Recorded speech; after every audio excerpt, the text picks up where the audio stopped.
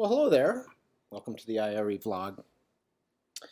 Today I'm going to talk about inclusivity. Anybody that knows me knows this is something I like to talk about. However, I'm going to take it a different direction and talk about inclusivity of thought. Um, Inclusivity, as we know, has to do with making all people feel valued and welcomed in all situations, particularly on engineering teams. And inclusivity is often thought of people who look different. Um, you know, people who have different colored skin, people who have a different gender. Um, when you look around a team, you can tell the people who look different, and if we are being inclusive, they don't feel different. In other words, our team is not predicated on people who look different being treated differently. But inclusivity of thought is people who think differently. And I don't think you would have to go far to understand or to argue that if you want to have a successful engineering team, you need the broadest spectrum of people who think differently, even if they all look the same. And this kind of strikes a chord with me. In engineering, well, actually in life, we tend to really agree with the people who think like we think. Boy, they are really smart. And we tend to identify with them. And that's okay. There's nothing wrong with that. As I look around my life, the people who think the way I think are kindred spirits. Where the problem comes in is when I am non-inclusive, uninclusive to the people who think differently than I think. When I don't respect them to the point where I want them on my team and I value their different way of thinking. Now, in engineering, this rears its head in a couple of different ways.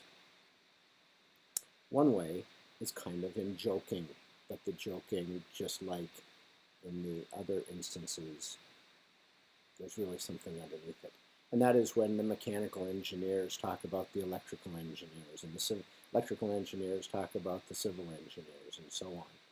There's this sense of well, if I'm a mechanical engineer. If you're a mechanical engineer, then you think like me, then you're better than everybody else. And, those poor civil engineers, they don't even hardly know how to use anything more than algebra. I'm also a civil engineer. That's a common joking around thing in engineering. Sometimes I think that it's not joking, and I think that it can be detrimental. I haven't seen that many instances of it. But there is another instance that I've seen time and time again in my career that is very detrimental. Now, if you look up the different functions of an engineer, there are like 11 or 12 functions.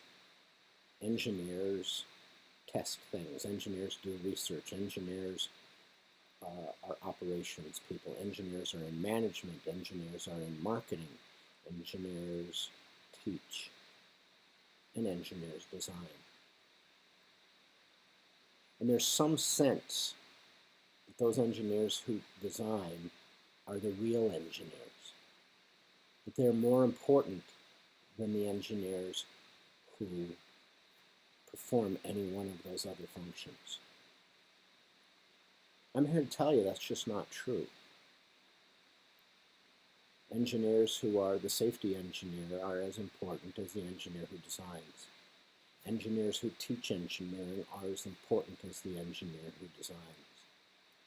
And I've seen discord on teams. I've seen people tell somebody else, well, you don't want to be a real engineer. You're not a real engineer.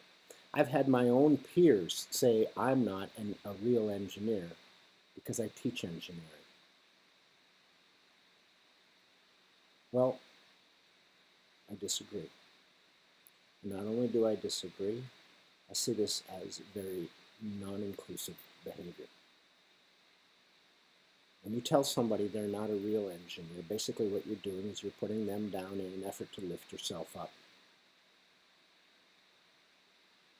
And that is not inclusive.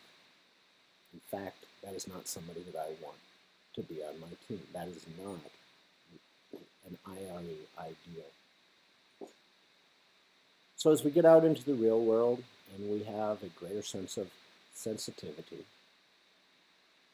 to inclusivity, and we're the ones who recognize these things as they're going on around us, and we're the ones who have the courage to step in and act appropriately, I encourage you to monitor yourself, to not have this mindset. Don't verbalize this mindset. And when you see it rearing its head, see if you can find an appropriate action.